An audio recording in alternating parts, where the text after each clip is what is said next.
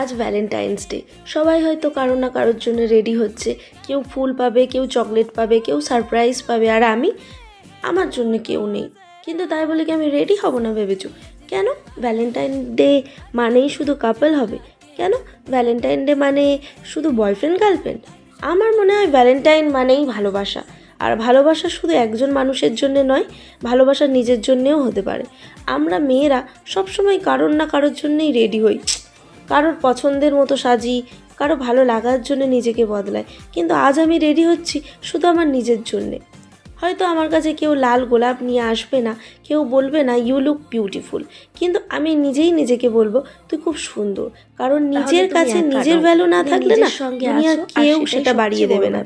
নিজেকে সময় দেওয়া, ভ্যালেন্টাইন্স নিজেকে ভালো ডেতে রাখা, নিজেকে অনেকেই সাজানো, কারণ এগুলোও এক ধরনের ভালোবাসা। কিন্তু অনেকেই সোশ্যাল মিডিয়ায় দেখে মন খারাপ করে। কিন্তু আজ আমি একটা কথা বলবো, যদি তোমার কেউ না থাকে, হয়তো আগামী বছর, হয়তো কোনো একদিন আমার জীবনেও কেউ আসবে, কিন্তু ততদিন পর্যন্ত আমি নিজের ভালোবাসা নিজেই হব। আর এই ভ্যালেন্টাইন্স ডেতে নিজেকে একটা কথা বলো, আমি যথেষ্ট সুন্দর আর আমি ভালোবাসার যোগ্য। Happy Valentine's day to me and to you. আর আমার এই লুকটা কেমন লাগছে অবশ্যই কমেন্টে জানিও। Okay, by.